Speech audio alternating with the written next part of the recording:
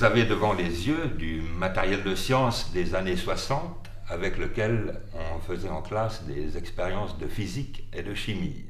Avec le matériel contenu dans une armoire fixée au mur, l'armoire Matex, pour matériel expérimental. Maintenant, je vais vous montrer une expérience réalisée au moyen du matériel de l'armoire Matex. Vous voyez ici ce récipient contenant de l'air avec une clochette que l'on peut agiter. Maintenant, je vais vous montrer l'effet de l'aspiration de l'air au moyen de cette pompe.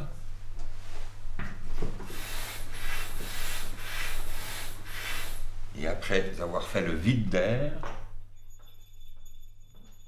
on entend beaucoup moins le son de la clochette.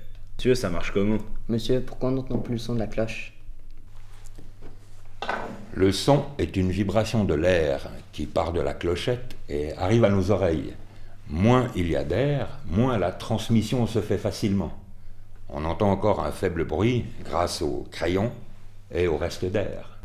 Monsieur, on pouvait toucher à l'époque? Monsieur, les élèves pouvaient utiliser le matériel?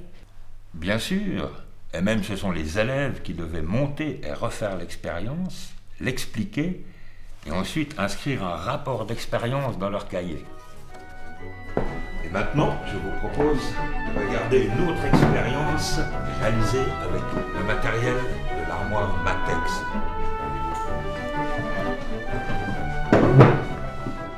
Ici, vous avez le principe du baromètre, ou appareil à mesurer la pression de l'air.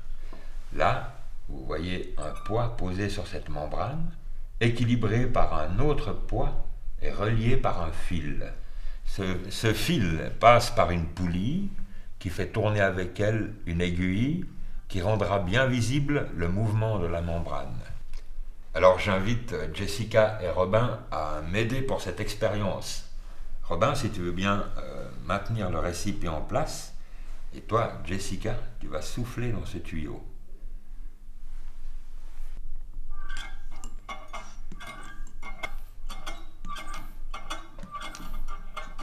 Monsieur, en fait, ça sert à quoi? À mesurer la pression de l'air dans un récipient, on a fabriqué un baromètre. Oui, mais dans la vie, ça sert à quoi? Pour connaître l'altitude d'un lieu, par exemple, si l'on monte sur une montagne, la pression baisse. Donc, en mesurant la pression, on mesure l'altitude. De même avec la météo, quand la pluie vient, la pression baisse. Ou quand le temps sec arrive, la pression augmente. On peut donc prédire le temps qu'il va faire.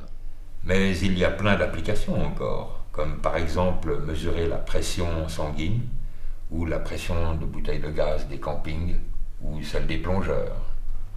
En conclusion, le matériel de l'armoire Matex a permis un renouvellement de l'enseignement des sciences par sa simplicité d'utilisation.